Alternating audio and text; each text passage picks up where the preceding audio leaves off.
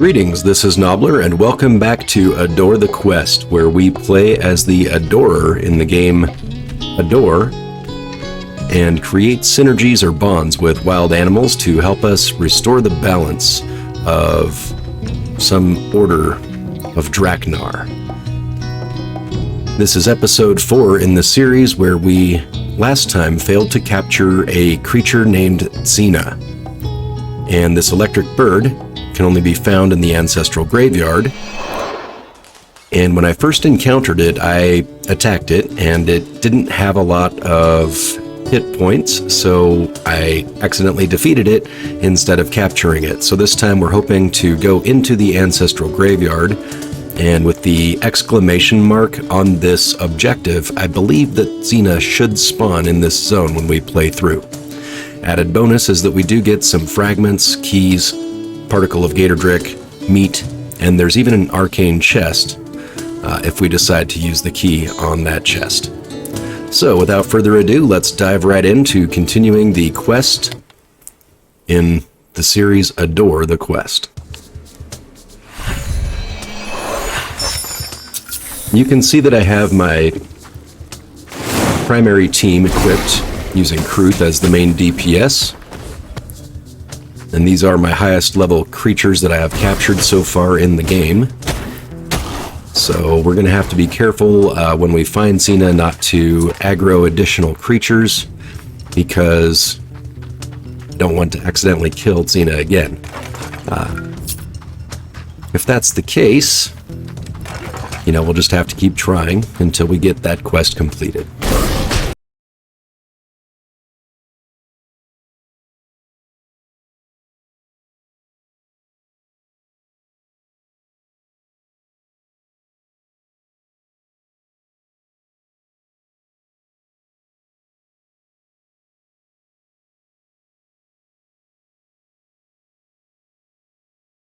There is the first zone cleared.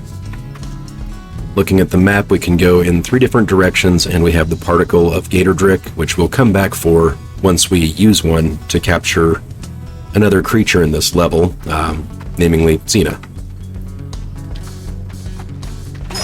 So that way we will still have our 3 particles of Gatordrick, which you can see in the top left corner of the screen, indicated by the swirling orbs, where it requires 1 particle of Gatordrick to capture a regular creature, 2 to capture a blessed creature, and 3 particles of Gatordrick to capture a super blessed. Now here's Xena. We're not going to attack her, we're just going to start to capture. Let's see, we have about a 25% window to stay inside of, and it's rotating back and forth.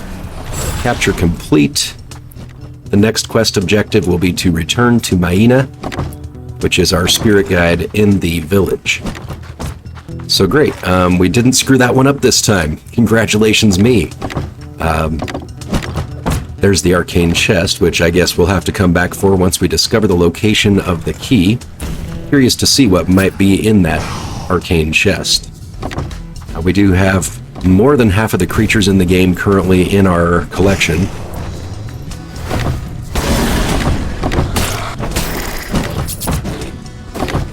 So there are still about half of the creatures left that I have not discovered. Some of those will be the boss creatures. I suspect that others will probably be exclusive to the new desert biome that was added in the latest expansion to the game. Again, if you haven't been following Adore, this game came out in early access through CADABRA Games out of Brazil, and they are doing a fantastic job of staying on target with their full game release. Just adding a new level, and you can read all about that on their Steam website. The link will be in the description of this video. Definitely check it out. You can see how active they've been and kind of get an idea in what direction this game is going. So we managed to pick up the key that unlocks a chest. You can see in the top right we have 1 key. Do we want to use it on this Arcane Chest? Ooh, let's take a look at the bestiary, and you can see just how many creatures we haven't discovered or unlocked yet. So that's indicated by the locked icon. If it does not have the lock on it, that means we've seen them, we just have not captured them. So that's the Depth 2 boss. That's the Depth 1 boss. And we have one, the bomb rabbit, that comes out in the very first tutorial zone that I still haven't managed to capture. 3 more that I haven't discovered yet. And then there's the boss for the Ancestral Graveyard. That's the level 3 boss. There's another 1, 2, 3, 4 that are locked, giving us a total of 8, 9, 10, 11, 12 creatures we have not discovered yet. And I don't know what this creature is in the bottom right. Apparently I have seen it, I just have not captured it. It does have some resemblance with Frieza, this mystic lizard, because it has the rocky structure on its back here in the bottom right, but no idea what that is. So that's 12 out of how many? 12 out of 39? Not counting bosses. So with 3 bosses discovered, there's potentially 5 zones. So 5 bosses, that's out of 34. There's 11 creatures we haven't discovered yet. So that's a 1 in 3 chance that this would be something that we haven't seen before. Let's find out what it is. Fubu. We have seen Fubu before. This is a level 4 Fubu, which is really good for what I have currently. Fubu is a slow, kind of a tanky arcane creature. Shoots a short-range projectile. We'll go ahead and take Fubu and see how he could work out in our other team's lineup. And we also have consumed one of our particles of Gatordrick, so it is time to collect this one. And let's go for Stamina Regeneration. Stamina regenerates only when you don't have creatures out in play that are like returning. So here, if I summon Kruth, you see my stamina is recharging. If I summon Kruth and recall, my stamina recharges no faster while the orb is in play, but the orb brings the creature back, and once the creature returns, let's look at 2 at a time, it gives you 1 bar of your stamina back when that creature comes back into your collection or into your spirit container. I don't know what to call it. The hotbar at the bottom where the creatures live. So having faster stamina regen means that you can cast more creatures consecutively, potentially even getting 3 into the playing field at one time. Kind of like the enemy has right here. There's 3 enemies running around here, giving me a bit of a hard time. Felwyn is a tricky enemy. That's what this big-tailed creature is. Because, oh, and there's a Zarky here too. High damage creatures, and as the enemy's artificial intelligence goes, Felwyn drops a area effect in 2 different ways. One of them is a big knockback, so your creatures take damage and aren't able to apply any DPS. And the other one is a persistent whirlwind that is independent of Felwyn, so that does damage to your creatures when they stand in it.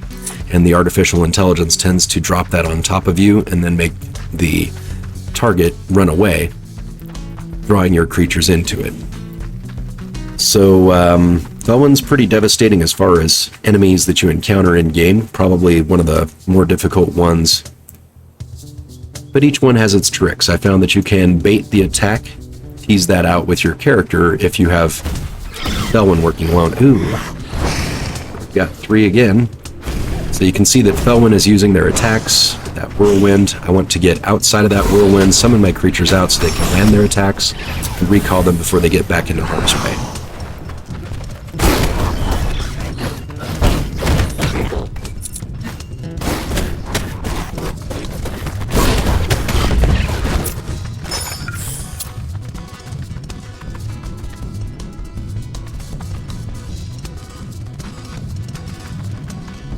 And like every video, I do like to comment about hopeful thinking. If there's anything that I would ask the development team in the studio at CADABRA Games to consider, and I don't know if they have this in production yet, is to add an adjustment to the camera angle. Top-down views are great, but perhaps just a zoom in or a zoom out so that a player can see a larger area of the playing field. Might give an unfair advantage, depending on how difficult they intend to make the game, to see where the enemies are before they aggro the player. Now you can see here I can just kind of hang out and wait for them to path around and see where they are. But that just takes a little more time. So I think if we could zoom out the view a little bit further, that would certainly help me to strategize and attack and keep my creatures in peak performance before drawing too many enemies out. Like here, there's now 2 of them attacking me. A situation that could have been avoided strategically. But I digress. As it is, you know, I'm not having any difficulty in this level. You can see that my creatures have good synergy. They're able to heal between the fights. And this is current level content as far as I've progressed. However, I do believe that there may be some strategy behind what types of creatures you use in which of the zones. I believe that the Mystic and Arcane creatures tend to be a little bit softer. They have lower hit points compared to beasts, as example. And I'm not 100% sure that that's a thing. Just kind of seems that way, that Arcane and Mystic seem to do a little bit more damage. At least the Arcane tend to be more damage, and the Mystic tend to be little softer targets.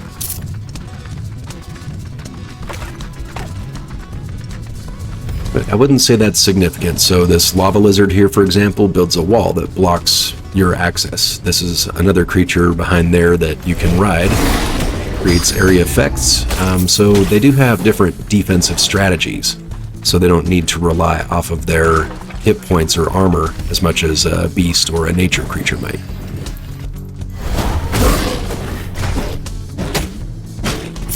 And I'm sure that's going to be part of the fun in the game, is that the developers, I'm sure, are including a purpose for each of these abilities, where you could use that crystal wall to block additional creatures momentarily, or give yourself some shelter from a bombardment.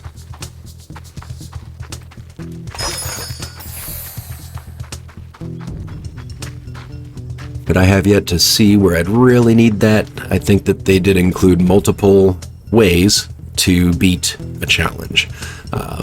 You could do similar to what I'm doing, where I forget to eat my food, and so I need to have my creatures a little bit higher level so that they can survive and sustain through the level. Or you could use the option of using your consumables to heal up, such as the meat can get you 30% health back if you're injured, or one of your creatures. So that would be a good healing strategy. But some other players might to live a little closer to the edge, where they want to have their creature's special abilities used in conjunction with what they are fighting. Deflecting missiles, stunning or freezing the enemies.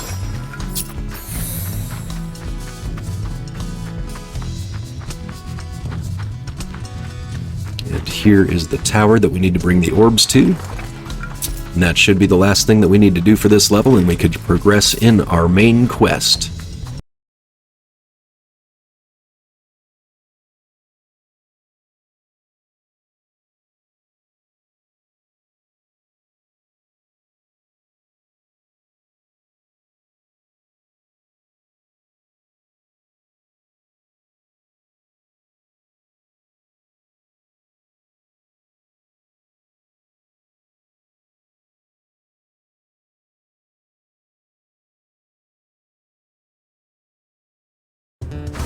Now maybe you've played Adore and you could help me to understand something here, and that is the mechanic of interrupting the enemy's attacks. It seems that some creatures, for example Bodine here, when striking the enemy will prevent them from initiating their attack, or Kruth also has this momentary interrupt effect, and I don't know if that's based off of levels or if that is based off of some other factor. Because sometimes it appears that creatures don't interrupt each other's attacks. If I summon, say, one of my level 3 creatures and it hits a level 3 creature, sometimes the attacks don't get stopped, but then other times they do. So if you have the answer to that, how that mechanic works, drop a note in the comments and let us know. For now, we're heading back to town to find Maena and ask about what to do next.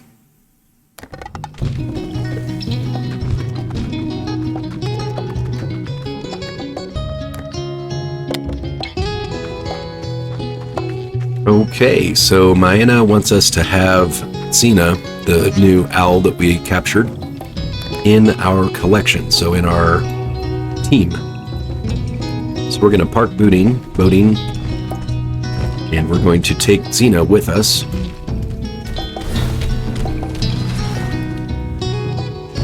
And while we're here, I think I'll unlock a couple of more slots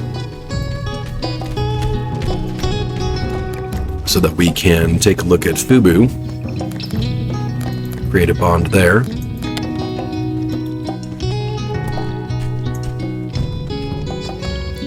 And still have room for one more creature. So quick look at the stats on Fubu. You can see that Fubu is a blessed creature, so that's extremely lucky for us to find in a chest. That's indicated here by this swirly mark. I don't know what else to call it. There's a circle with a slash through the middle, so it's got two halves. That tells me it's a blessed creature. If it had 3 pieces inside of this circle, that would be a super blessed creature.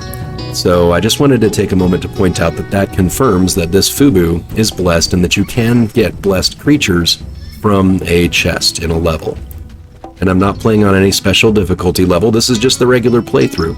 So if you were curious what's possible out of a chest, it does match the creature type that you have in the chest, so it was an Arcane Chest, and there was no indication to say that it was blessed, so there must be just a small percentage chance that those creatures will spawn at a higher power level. So we're definitely going to keep this Fubu because, as you can see, we don't have any other blessed creatures within our collection. And that Fubu, maybe that's pronounced Fabu, has 68 hit points and a potential 60 armor at level 4.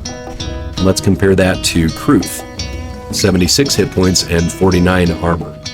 So again, even though it's blessed, the arcane creatures tend to be a little squishier. That means lower hit points.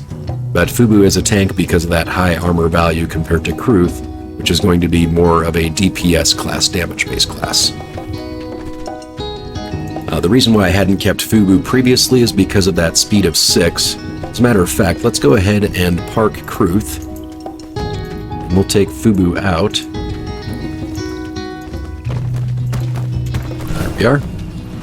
So that you can see how this creature functions. I believe I did show Fubu in a previous episode, but you're here already. So there's Fubu.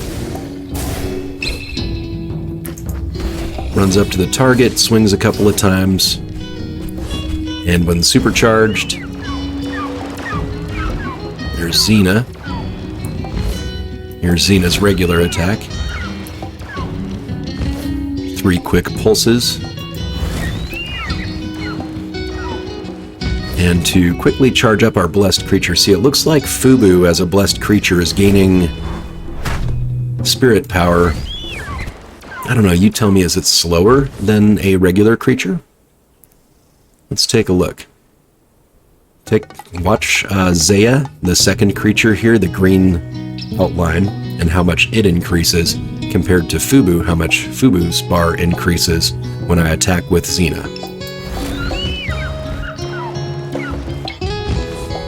Do you think that Zaya is increasing faster than Fubu?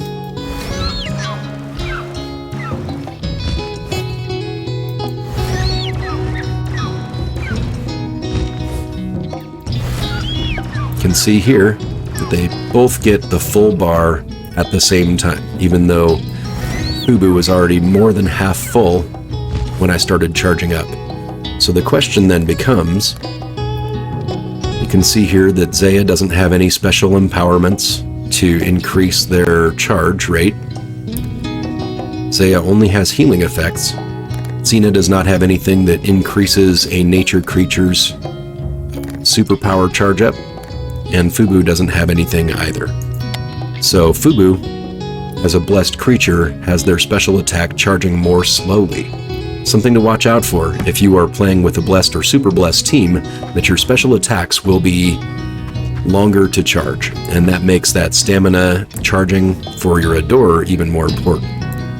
So here with Agni's Stump, for example, all captured creatures' special charge rate is increased by 20%.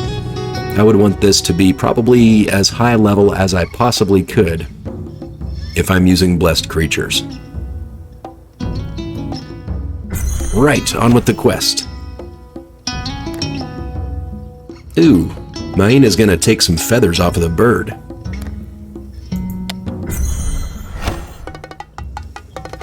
And the next quest in the sequence says to talk to Maina again. Let's see, there's something else.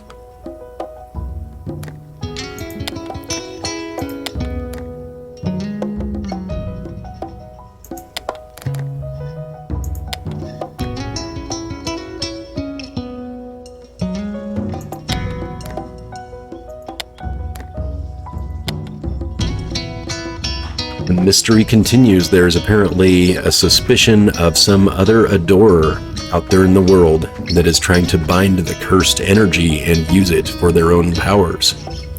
And that is evidenced in the Ancestral Graveyard because you can see that there were chains in that level that were channeling the dark energy. Food of the day, nothing really to be impressed by. And we still have a few ingredients that could make a decent healing meal, 90%. But then we would also lose the 2 lucky from our ladybug.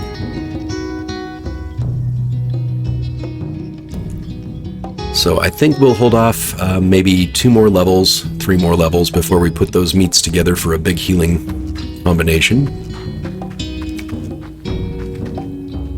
And we need to find an expedition scroll that has the curse binding chains.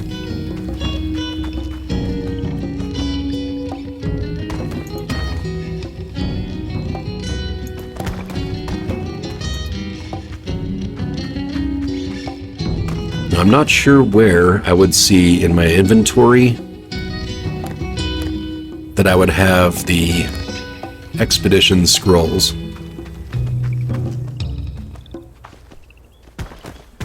Regardless, we will proceed into the world map after we reestablish our primary team, because we won't be taking Fubu out.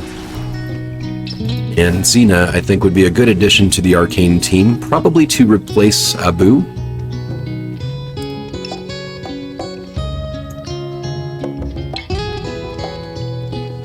Or another possibility is that we could try to build a strictly Arcane and strictly Mystic team, which would require us to change the synergy on some of our creatures.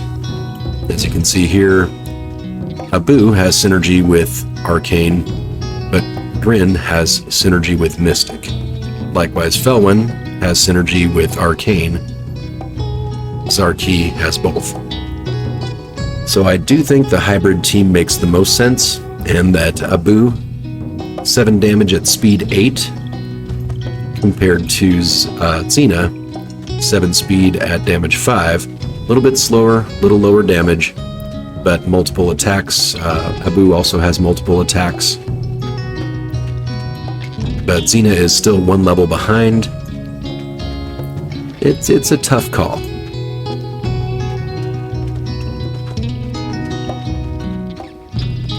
We'll see how the teams evolve, and later we could adapt their synergies. We do have a lot of essences saved up right now. Well, not a lot. I think there's 1 Arcane and 2 Mystic that we currently have. 3 Mystic. So we could start to build a Mystic team that has synergy with other Mystic creatures, or just keep working with the pattern that we currently use.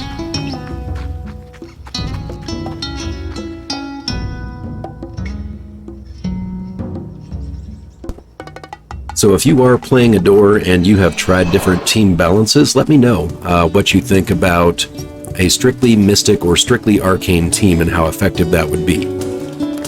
Here we see that there's an expedition scroll with the quest marker. No real valuable materials to be gained, and we will have to fight Azuno 1 more time. We've already beaten Azuno 1 time. Not sure if that's going to be the quest after we find the expedition scroll, is to then defeat Azuno. We will soon find out.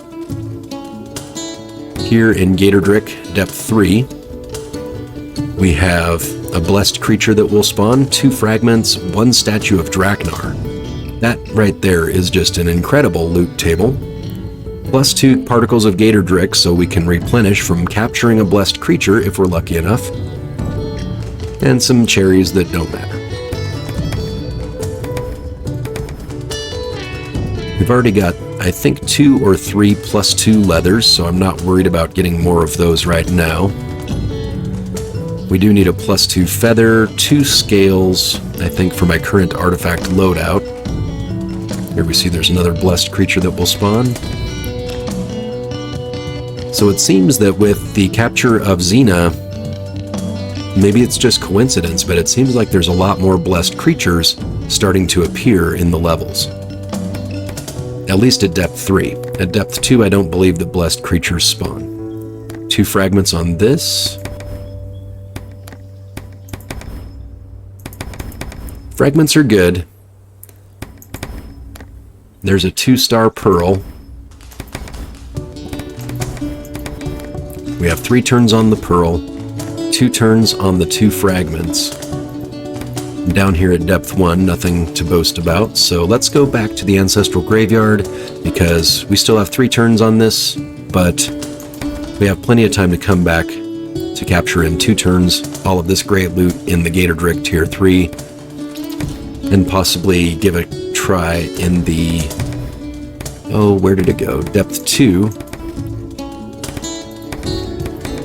Gatordrick can get 2 shards, and also a pearl in 3 turns.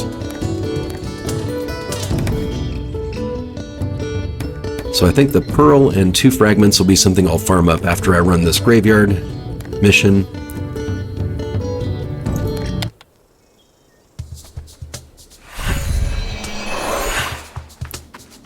Wow, unless that is, of course, maybe Bikoro, the door we had to fight in the last zone, the Kiha Mountains. I wonder if they are going to make another appearance. If somehow the doors are being manipulated by this dark power.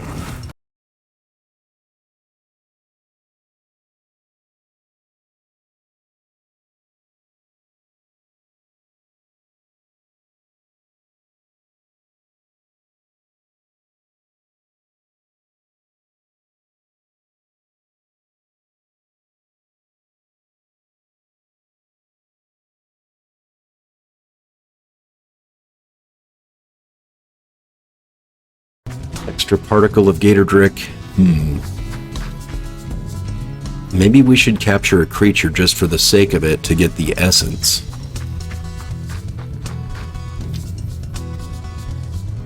Then we can go back to recover our particle of Gatordrick afterwards. There's another Xena.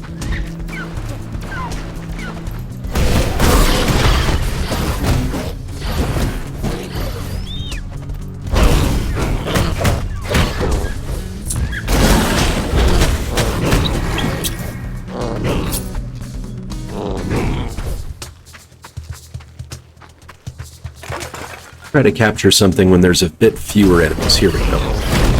Oops. We'll grab this one. Another Abu. They've got a pretty big capture ring. Assuming that they don't hide in the wall. That's annoying. Hey, nope. Stop it, Abu. So, this is one of the worst things I think about capturing creatures is the fact that the capture ring will rotate around the creature and they tend to hug the walls around them, so that while you're fighting and trying to stay in the capture zone, you necessarily must take damage, and then the capturing gets reset because the creature hides against the wall. So I think it'd be really great to see something adjusted there would allow the creatures to be captured without having to just wait for them to move away from the wall. Not sure how that would work. Maybe creating a collision with the area around the creatures, like their hitbox, so that they can't get that close to a wall, always allowing for space for the Adore to be inside of the capture ring. Could be a possibility.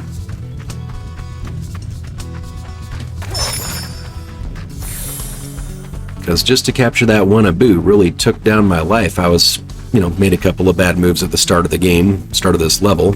Took 20 damage from another fight, and that took me down to about 80 hit points, so I guess I took 50 damage just trying to capture one creature. And that just seems a little excessive to me for a basic, unblessed, low-power creature like that to take down half of my life total just to capture it. And sure, I could use creatures to crowd control or stun, like to freeze it or whatever, but, there's a good chance that the creatures that I have would have killed that one while trying to capture it. So, there has to be a fine line between playing a level to win that level and still being able to capture creatures. That fourth slot on the team with Bodine, maybe that's a good idea to keep a lower level creature there just to soften the target, to do some damage to the enemy so they're easier to capture. Maybe that would reduce the amount of time that the player has to sit there taking damage. But before we go much further, let's go ahead and have a piece of meat. 2.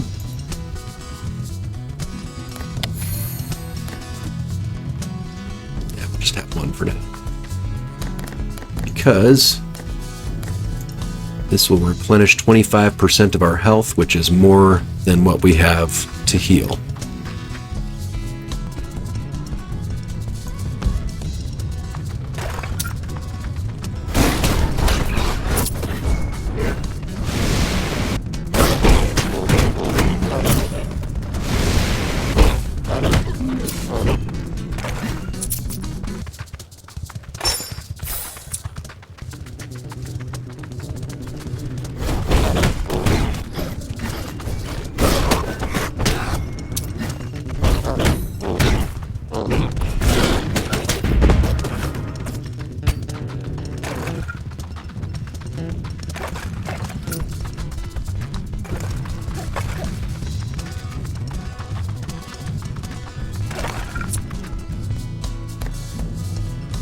Question mark. What did I miss down here that shows a question mark? Ah, new artifact. Very, very nice.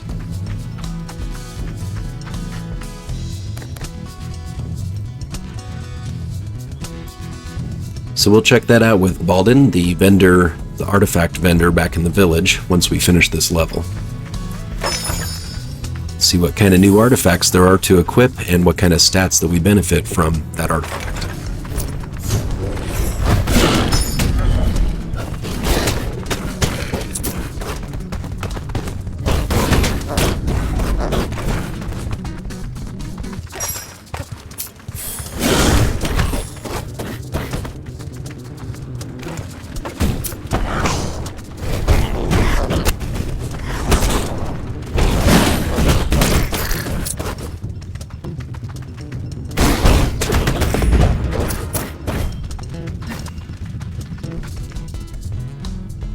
So we can tell that the boss is in that next zone. We do have one on the northeast to still clear, so we're going to get that side zone first before we go tackle the boss. Right now our team is in good fitness. Most of them have good health, so I'm just going to dive right into this extra zone first. See if we can't just eke out a few more hit points for the Adorer so that I can have my Adorer at closer to max health. We do still have a couple of items of food that we could use during the fight, so I'm not terribly concerned about defeating Azuna.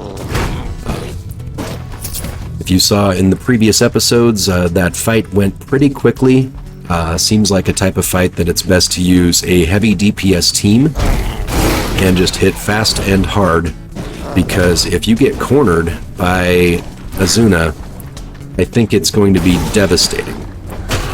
They have area, multiple attacks, and very fast attacks. Ooh, and Bodine, no, Kruth just took a big hit from Zarki. That should have been one of those attacks that got interrupted when the enemy got hit, but wasn't. So right there, if you check that little spot in the video, you can see that Kruth was striking and it wasn't connecting, and that failed to interrupt Zarki's lightning attack, which then took half of Kruth's hit points away in a single shot. So I think lock-on targeting would be a good solution for that. As I mentioned in the previous episode, to be able to dedicate, Kruth needs to attack this one target and would actually be only attacking if within striking range of that target. Just some sort of a logic pass gate, a logic check on the character's creature attacks.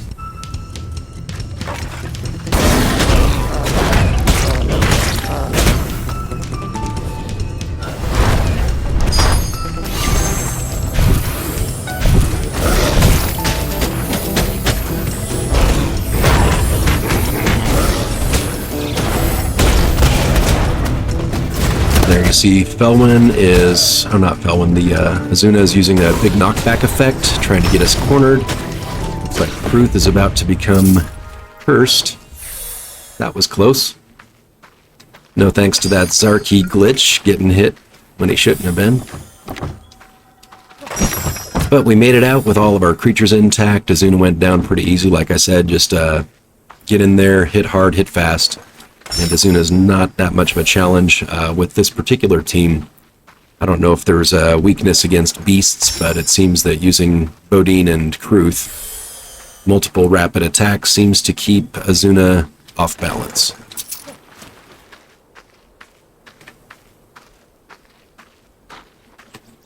Quick check, see if there's any loot that we missed. We're not going to bother with that chest because we don't have a key. And we'll head back to town and see what that artifact is that was dropped. We did find the curse-binding chains, and we're going to go on an expedition with that scroll as the next step. And we did capture an Abu, which we'll be releasing after this level.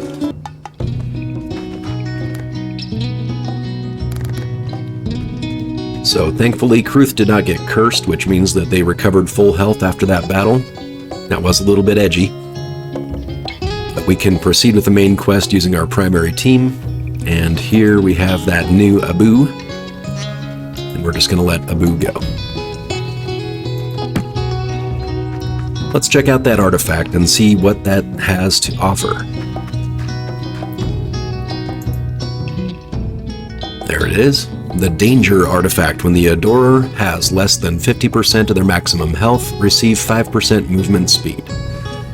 Again, if you saw in the previous episode, when the Adorer has 50% or less of their maximum health, it increases damage, and this increases speed. I can't say that I really like the idea of running around in a level with less than half of your health. That doesn't sound like a sustainable strategy to me, particularly because you are 50% more killable or beatable, like you're going to die that much easier, but you only gain 20% more damage, 5% more speed. That doesn't really balance out in my playbook, but maybe for other players that are more of an evasion style that can pull off those well-timed dodge rolls, that could be your artifact of choice.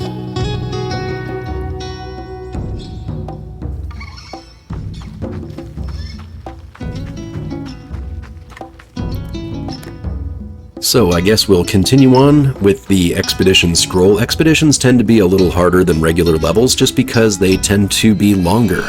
You'll have a couple of different layers that you'll need to get through. Both of these are listed as easy, but you'll see that every expedition has multiple floors to go through. This first one at the top, there's a Sentinel quest, there's a boss to defeat, and then there is a timer, I don't know what to call the shrines there, but with some excellent materials to gain from it. Fragment, Statue of Draknar, Particle of Gatordrick. And here, in the one that we have for the quest, I'm not sure what this icon represents. I'm guessing that's to do with the quest, the chains, cursed chains. There is a Statue of Draknar, there is a blessed creature, we'll have to watch out for that. Some pretty decent food there, and of course a fragment. We're going to skip that Arcane Chest because again we don't have any keys.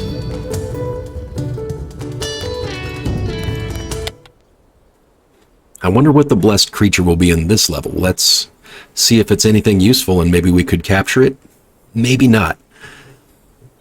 I think that blessed creatures are going to hit a little harder, and if I remember right, I think they summon extra creatures with them, so that way you're not just fighting the blessed creature while you're trying to capture it, but they are continuously summoning more creatures, and you have to fend off those additional creatures while trying to capture the blessed creature, and it can get messy pretty quickly.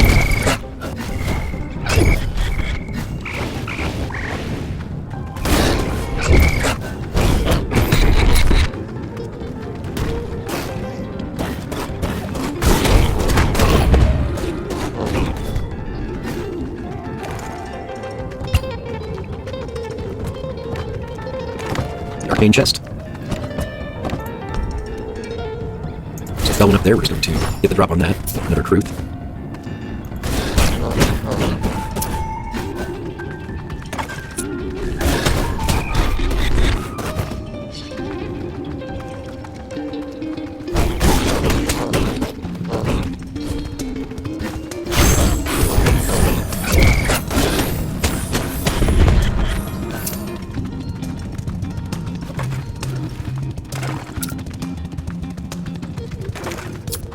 While we're searching around this level, I wanted to let you know something I'm thinking about right now is team balance related to normal, blessed, and super blessed creatures.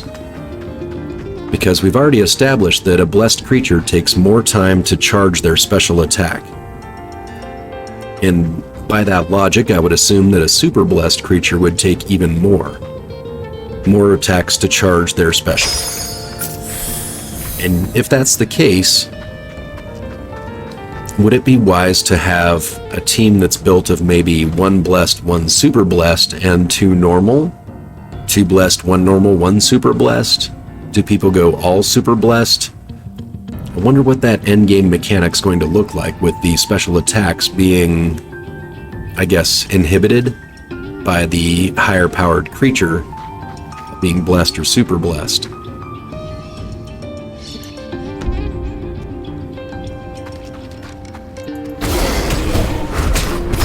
So I think that'll be interesting to see, as I collect more blessed creatures, what that will look like. To have a team that's made fully of those creatures, and how not having those special attacks available as often would modify my gameplay strategies. Because there's really, like you can see on most of my teams, I usually have in my third slot one creature that has a special ability that I will use intentionally. Very rarely, like with Zaya, I might try to use the stun attack with purpose. But for the most part, I would say that I don't really try to utilize those special attacks for a purpose, such as Bodine or Kruth getting their increased attack speeds. It's just not something I really hold back on and refrain from using. So I could see having like a super blessed Kruth would be amazing, because I wouldn't rely too heavily on their special attack, but when it triggered, it would be great. But I would say for like Bodu, our healer, Domu, excuse me, couldn't remember the name there, when they use their special attack, it heals the other creatures for every time they hit. And so I would not want that to be something that charges up slowly on a super blessed creature or blessed creature. So I suppose I've answered my own question there. It probably depends on the player's playstyle. And for me, using the DPS hybrid team like this, it probably makes more sense to not have a blessed Domu, but to keep those blessed creatures as my primary DPS or tanks. If you have a strategy that works well for you, go ahead and drop that in the comments and let us know.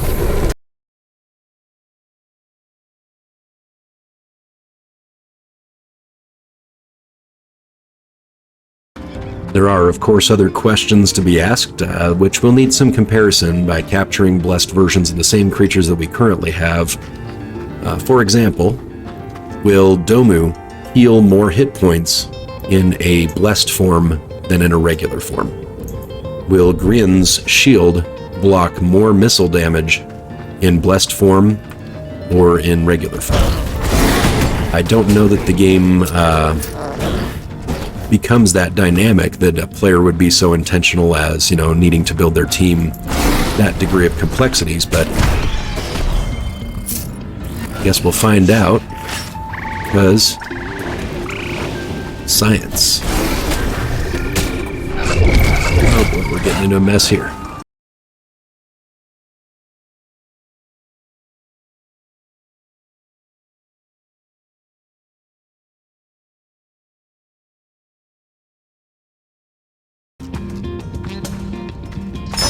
So I think until we get some heals up and going, I'm going to swap out Bodine and Kruth. Kruth, unfortunately, decided to stand in a pool of lava for an unnecessary amount of time and wasn't recalling for some reason. So I'll have to figure out what I was doing wrong there in a review of this video. But I'm pretty sure I saw the lava frog spit out 3 pools of lava, and Kruth stayed out there and just bit him repeatedly while standing in the lava. So, probably not a great move on my part.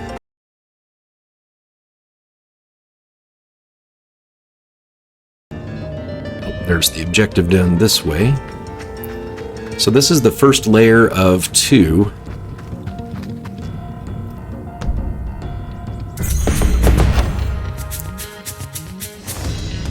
Oh. Oh. Oh no.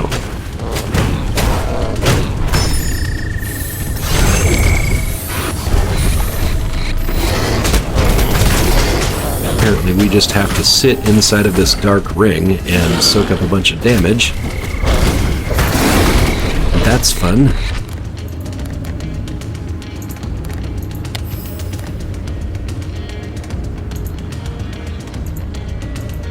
Nothing here can remove the cursed effect. It's unfortunate.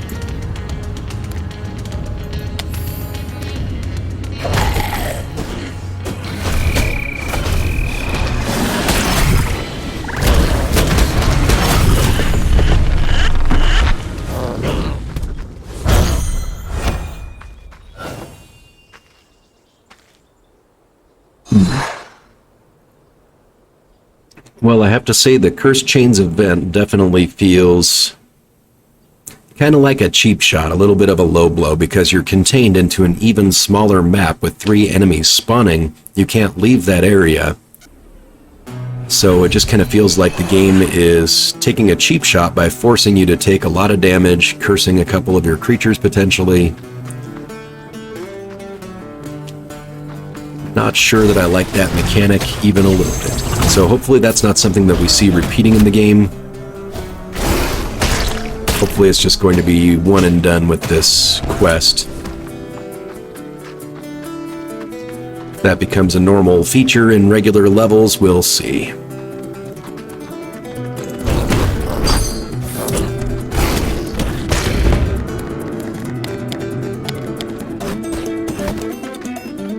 Okay, I believe that Bodine is already maxed out on his stats, but we're still going to use this shrine all the same. No level ups yet for the traits. And that is one advantage of the blessed and super blessed creatures, is that they get significantly more traits than a standard creature. So with that blessed creature that we have, I believe they can be somewhere between 12 and 15 points of their traits that you would get from these statues of Draknar, as opposed to a regular creature, which will only be able to get maybe 4 points, I believe, 4 traits from the statues.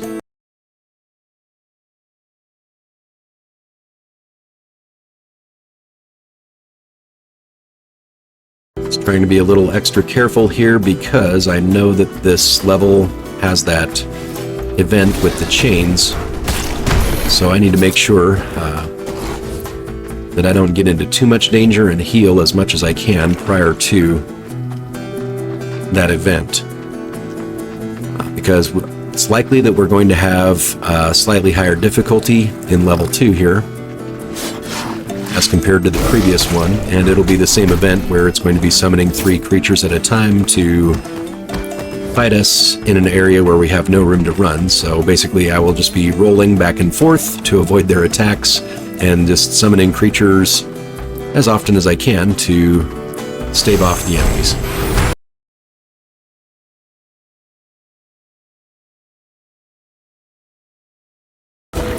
That meat is going to be very useful to heal us up. I think it's a little stronger than what we need right now. 30% could take Kruth mostly back to full or get us completely full. So I think we'll use that for Kruth.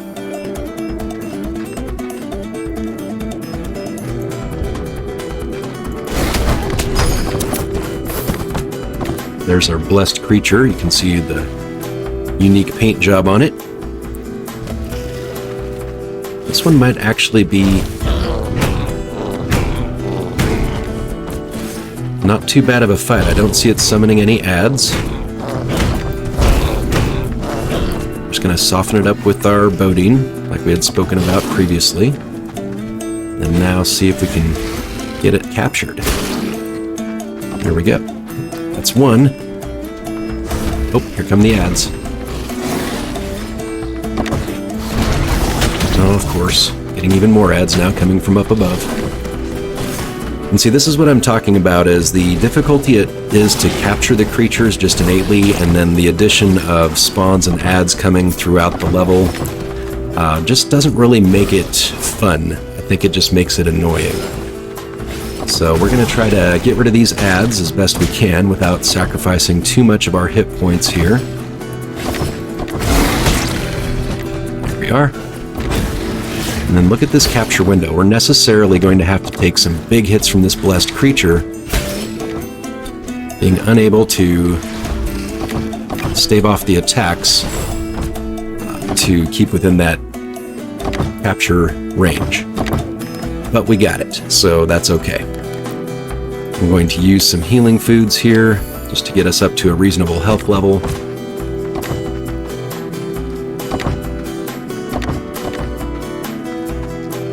We should have a couple of more, 1 or 2 more creatures here that we'll need to clear.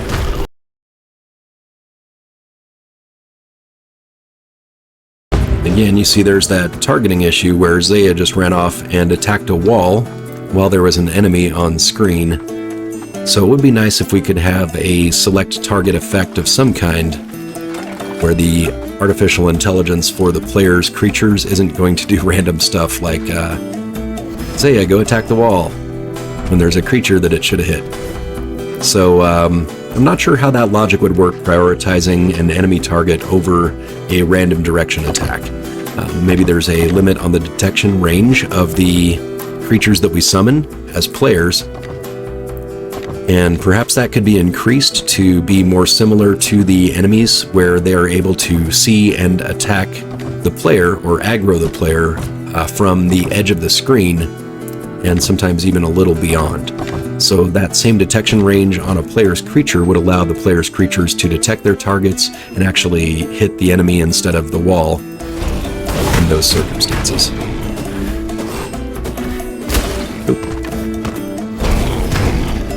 See how right now we have all of these enemies coming to attack us from outside of the screen. That's a pretty big detection range. I think that the players would benefit from having a similar detection range available to them as well.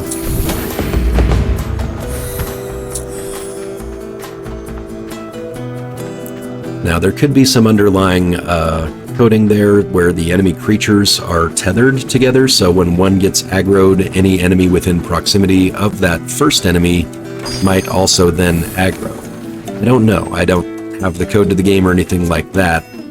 So there's a chance that maybe the creatures chain aggro, like if you get one aggroed and there's another enemy that's within aggro radius of the creature that aggroed, perhaps they will all aggro. So we're just going to check these pots here. That last bit of healing We only have 59 hit points, so we will have to be very careful here not to take too much damage ourselves, which means lots of roly-poly. And we can't back out of this level now. We are stuck in it.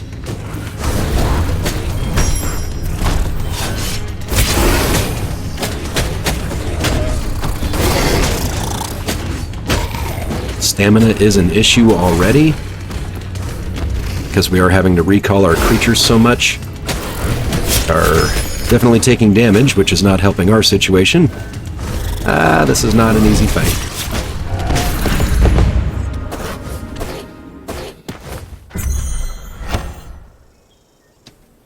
So it seems we managed to do that with all of my creatures and myself taking about half of the damage that we had in hit points available, except of course Bodine was out of that fight. So we're still okay, we're not cursed too badly yet. We're going to go clear this last zone before we get back to town.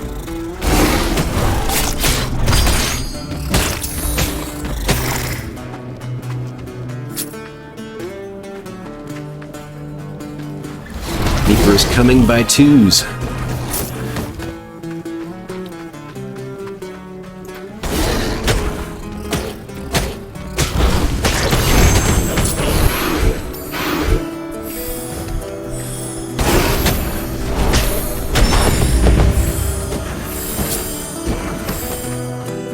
And well worth it, we've discovered another artifact. We can check the shop after this level to see what that artifact is. Now, prior to playing this zone, I had talked about effects for being under half health, and currently we are at less than half health, so those bonuses would be in effect: a 5% movement speed and a 20% increased damage. So you can see that there would be circumstances where that could be a useful artifact to run. But I've always got the interest of not being in what I would call the danger zone of being in low health. I would much prefer to be above 50% and then have benefits from other artifacts. So I just wanted to point that out in case you wanted to see, a circumstance where those artifacts would work. That was it during this Dark Chains quest. And we are going to have to let Bodine sit out for a round, which is a great opportunity for us to take out that new Scra that we had captured. So it is a level 2 Blessed Scra. And just looking at the stats, it seems like it has maybe more hit points than the base Scra. But until we capture a regular Scra, I really can't say for sure what we are dealing with on that.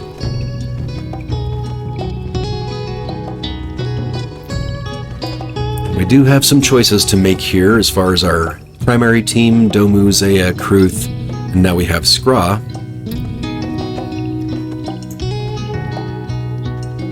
How do we want to build these other teams out? I think for now, we'll just expand our collections. And here I see that now that we have 16 slots opened up total, the cost to unlock the next slot has gone up to 3.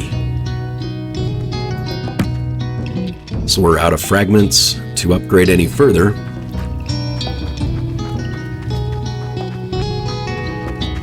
Let's see what that artifact was. Every time a creature is healed, 10% of that healing also heals the Adorer. That could be useful. I think we'll purchase that one. Check the upgrade status on it. Ah, yes.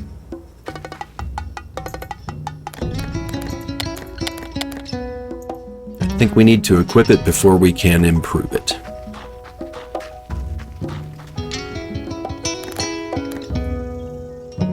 So, stamina regeneration, temporary movement speed after dodging, increased damage for having more creatures in play, increased damage after dodging, creature recharge rate, recall orb movement speed bonus. Now, I think the calling armlet is probably the one that I'll unequip just because it depends on recalling orbs instead of letting creatures run back to the Adorer. And when you summon back the orbs, it pauses the regen, I think, temporarily. And also, you want to have your creatures in play for a little bit more time to give you more stamina regen. Particularly with the last update, they slowed down the speed that orbs travel, so the increase in the movement speed is basically negated by the time you have to wait for the orb to get back to you. So I don't see the calling armlet as really a huge thing right now. That movement speed might be important in circumstances like in a boss fight perhaps, but we'll see how that goes. We're going to test out this healing chain and see what it takes to upgrade it.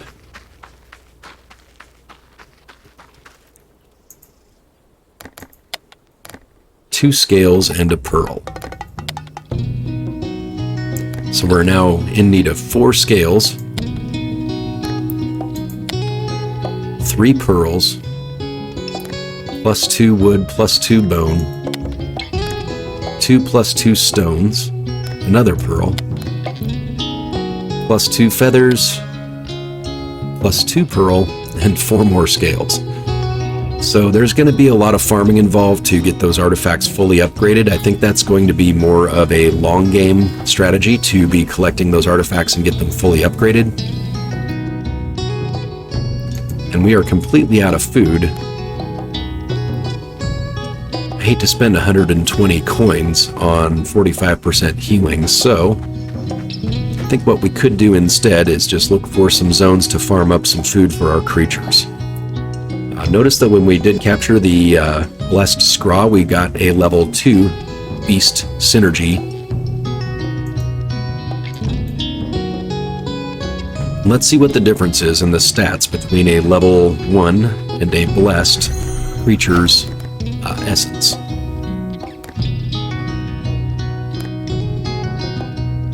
Oof, oh no. So Maena says, whenever you find one of these cursed chains, destroy it without thinking twice. So that means that, unfortunately, those cursed chains will be a recurring puzzle in the levels. And that means that you are going to see that again, where we have to fight in that tiny little bubble with a swarm of enemies. I cannot say that I like that. So here we go, level 2 Beast Synergy.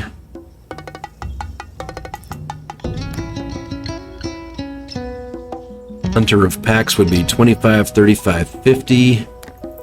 Oops. Well, I guess it decided for me. That's inconvenient.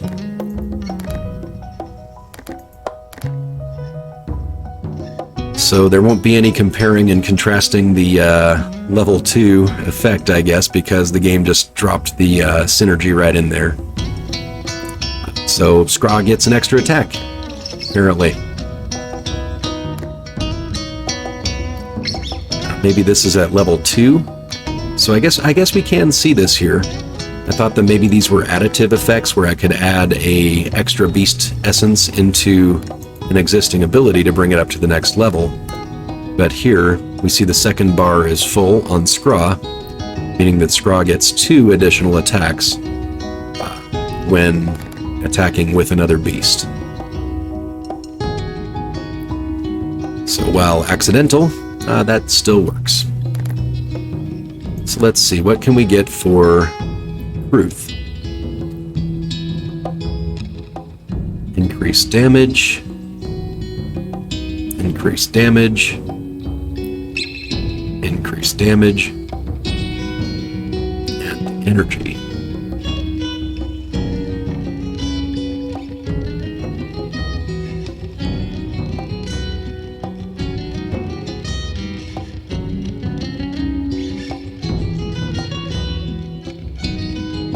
Now I think Mercy Killing seems like a good choice, so when there is another beast in play like Scraw, Kruth will do an extra 35% damage against enemies with low life.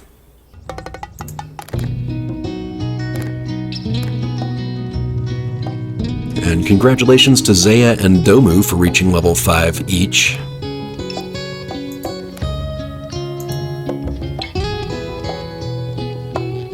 Oh, and here, this is new to me. This is the first time I've seen a creature at level 5 to know that you cannot have two of the same synergy. So I cannot put another beast synergy onto a creature that already has one. So that is telling that, I guess the way that the game is designed, the expectation is to have, or 6 abilities. Apparently we'll need to use all 4 types of essences, and that also tells us that the developers are planning to add 2 more types of creatures to the game, or perhaps they already exist and I just don't know about them yet.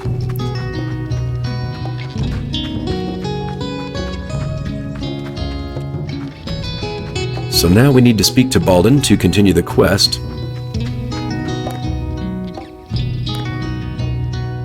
And here we're getting the quest to unlock the ability of our staff.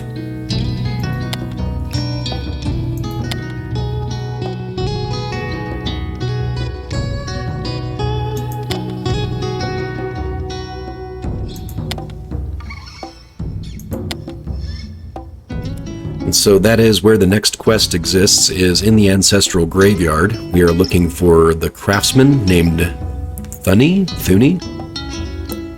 But I think that's where we'll pick up in the next week's recording of Adore the Quest. I think we've accomplished quite a lot this episode, having captured captured 1 blessed and found a 2nd blessed in a chest. We got to explore what some of those higher level essences are capable of and how that works. How do blessed creatures charge their attacks compared to regular creatures? And in the next episode, we'll try to see if we can capture a normal Scraw and compare the stats between the Scraw and the blessed Scraw to see really, what is that step increase and what does that look like? Until next time, thanks for watching. This is Adore the Quest. See you next week.